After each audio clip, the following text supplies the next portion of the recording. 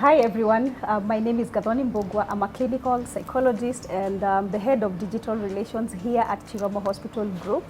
I am very excited and truly honored today to be hosting Honorable Rachel Shebesh.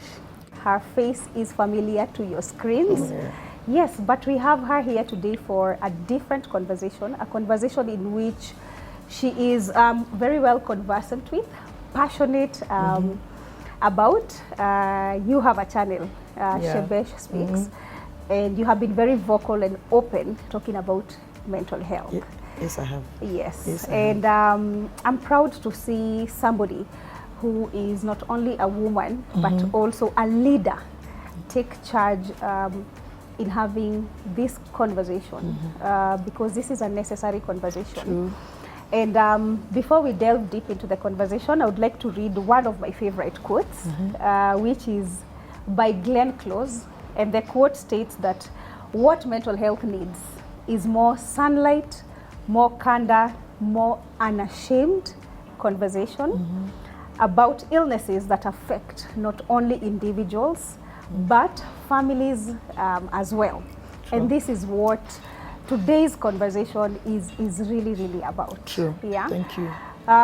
Frank, authentic, unashamed, and really just shining a light and showing positivity and functionality where mental health is concerned. Great. So welcome to this Thank conversation. you. Thank you. Tell us about yourself. How did you grow up? Where did you go to school? Yeah, I'm born in a Yes. family of 5, and I'm the fourth born. I'm married and I have 3 boys. I have 3 grandchildren.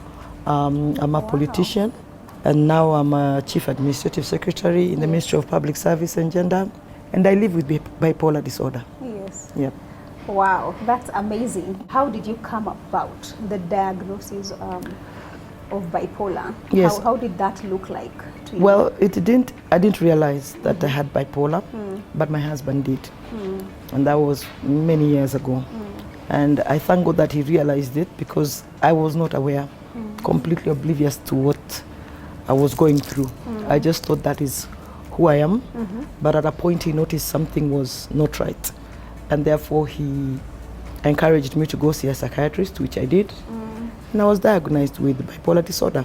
And since then, I live with it, I manage it, and I succeed through it. Okay. Yeah. For somebody who is watching this conversation, because one of the things you say is that your husband knew. Yes. That seems that you are lucky to be in a space Yes. with somebody who has a good level of self-awareness. True. But what are these things that he would see that would make him question, Yes. does my wife, is she having bipolar or not? True. I think what he saw is what bipolar is, a fluctuation in moods. A fluctuation. And in my moods. moods, I guess, fluctuate a lot. And so one minute I'm happy, and the next minute I would be sad. And then I would be manic, and then I would look like I am too sad, looking like I'm going into depression, although I don't have depression as the main thing. My mania is the main thing. And I think after watching me for a while, and yes, my husband is very well read and very exposed. Yes. I thank God, Yeah. because not many people may be as lucky as I was to have somebody who saw in me a problem and addressed it with love. Because most people will get noticed about their mental illness, but people will treat them wrong. Right. You will be ostracized, you can even be laughed at, you'll be shamed. I didn't go through that. Then luckily enough as well, as soon as my husband realized and I got diagnosed, when we spoke about it in my immediate family, from my parental side, we realized it runs in the family. And therefore I have a sister who is also bipolar.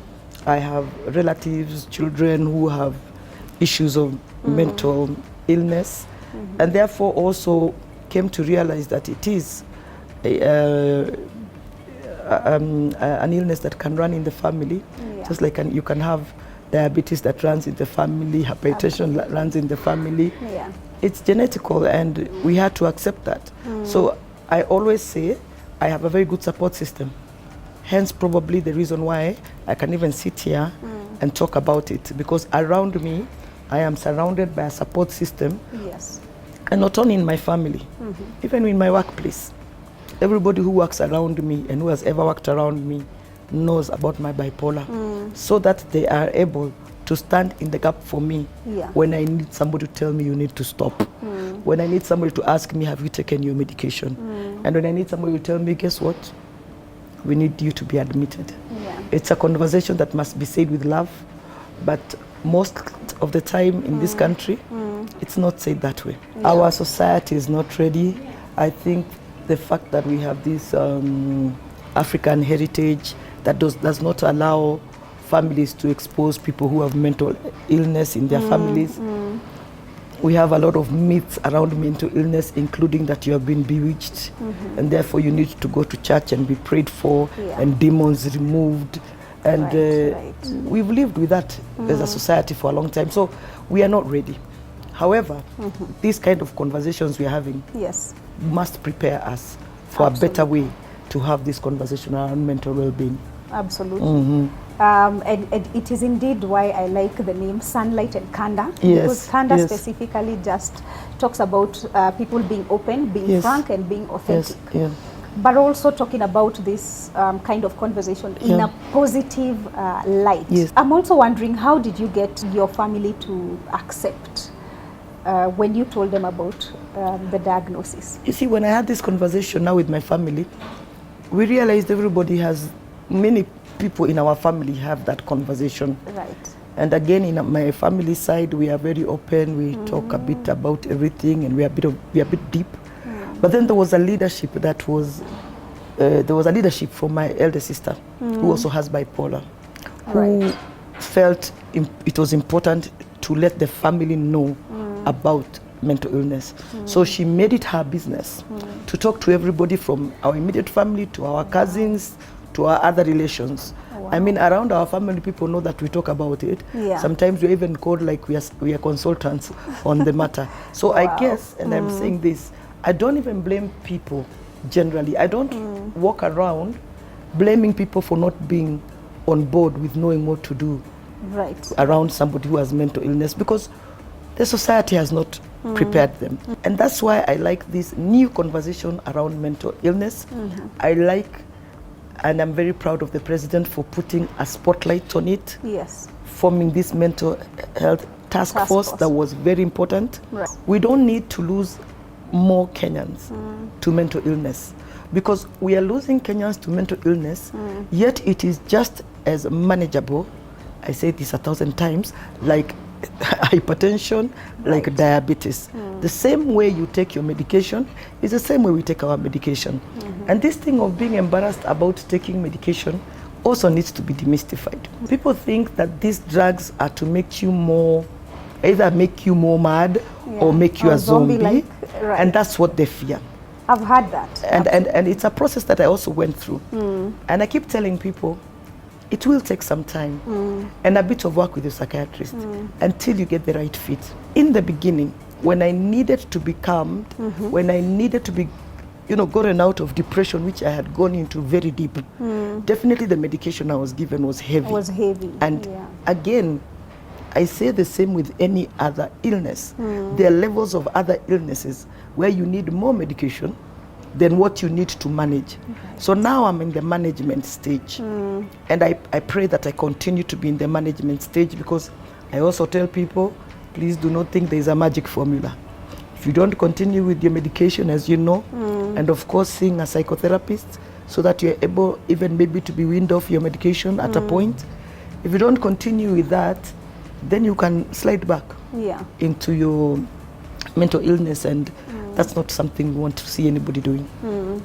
Wow, thank you so much for highlighting that. I specifically like that you said, mental illness is just like any other illness in terms of manageability. Very manageable. Because there is a misconception out there that you visiting a psychiatrist or having medication or seeing a therapist, it's a one-stop shop. Like it's the switch of a button. But the realization that this is something that you will need to keep doing in terms of management. I also love that you said that you found the right fit for you. Yes, I did. You have no idea when people come out how they struggle to fit back into society without people looking at them like and tiptoeing around them. Yeah. And you know that thing of tiptoeing around you makes you even more stigmatized, and you can even lose the ability to work and to be normal because you keep thinking that everybody around you is talking about you. Another thing, going through mental illness and getting treatment does not mean you have to talk like me. Absolutely not. Yeah. I have been going through and managing my mental illness for years without speaking out. I chose to speak out because I realized I have a platform. And I realized that around me, I have a support system that accepts me and knows about my bipolar disorder. I know as psychiatrists, you have endeavored to talk about mental illness for a long time.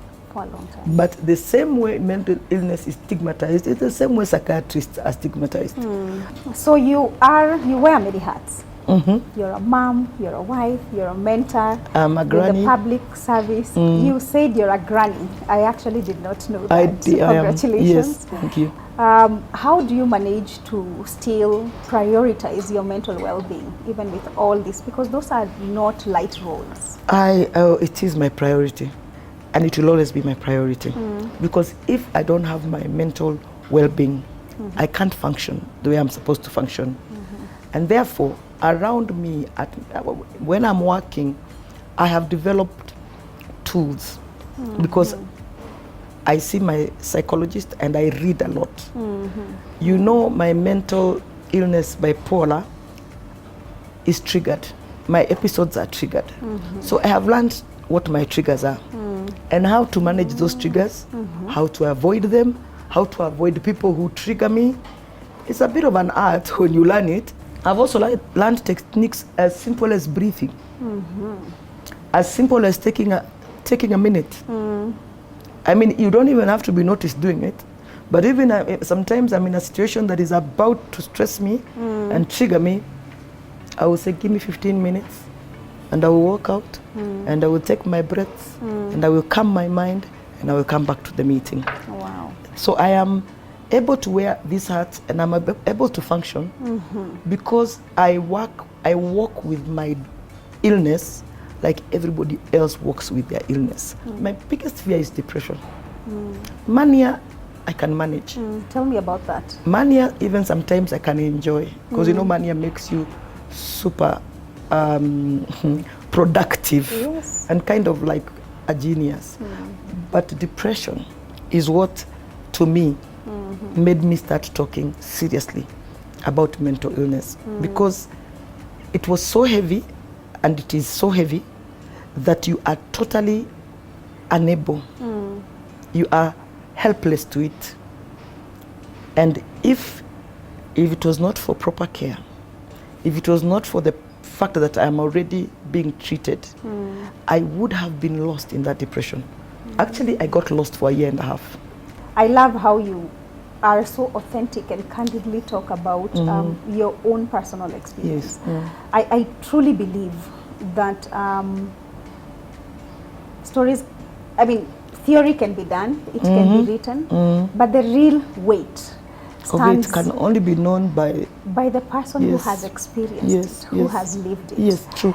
But I really want to ask you, on behalf of people who are going to watch this clip, at what point did you get to that level of high self-awareness? At what point did you realize, okay, these are my triggers, this is what I need to do for me to function? Yeah. It has been a step at a time, but let me say, I guess the peak of it, as I told you, was after my deep depression, which could have been now 6 or 7 years ago. Okay. I remember I've had bipolar now for almost, I think, 15 to 20 years. So I'm old. By the way, it could even be more than 20 years because I was diagnosed when I was in my early 20s. But 6 years ago, after the depressive state, when I came out of it, is when because in that state, I prayed, I cried, I felt guilty for my children. I lost my political space. I I thought I couldn't understand what this was. So I think, let me say, that's the time I think that I became very, very sure about not wanting to go back to that state and being committed, very committed to my medication. Because one of the reasons why I slid into depression actually is because I had stopped my medication at a point thinking, oh, I'm okay. That doesn't work very well. But where I've reached now, this, maybe the high level of self-awareness you're talking about, is, I think since I became a chief administrative secretary, and in government you're asked questions about absolutely everything, and you can't say you don't know or we are not aware. Are you understanding? You can't.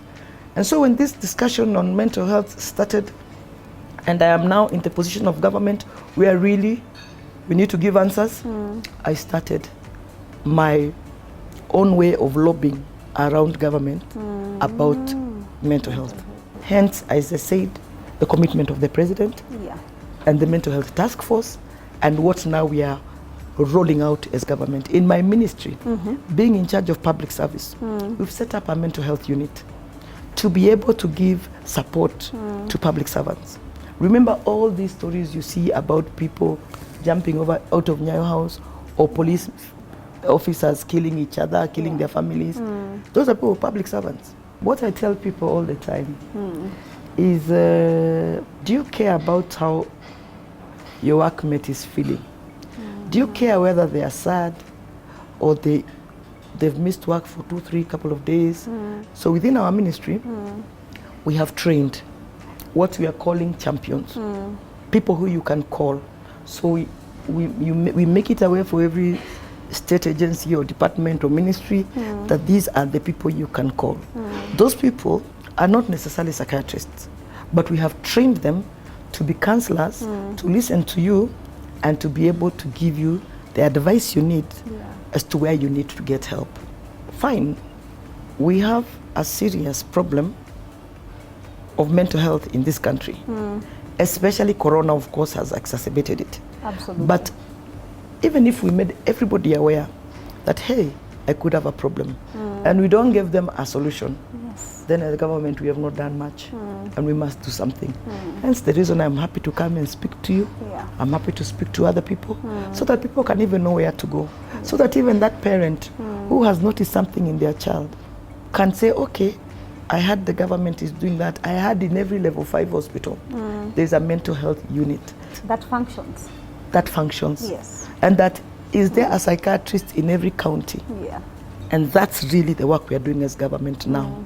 The drive to make sure that we have the facilities for those Kenyans who we are now making aware. Congratulations for the work that you're doing. Thank you. In that space. Thank you.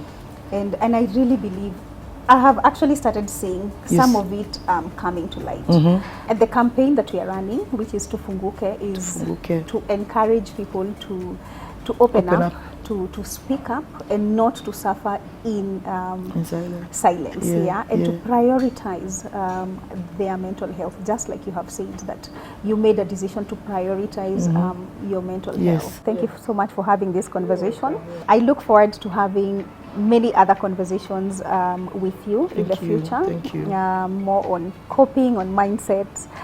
Basically, you being the best version of yourself, how that journey has, has been, and continue doing what you're doing. I will. Encouraging all of us. Yes. And you guys also continue doing what you're doing. Yes. I like finishing all my conversation with "It's okay, not to be okay," and I think that's a mantra that everybody should know.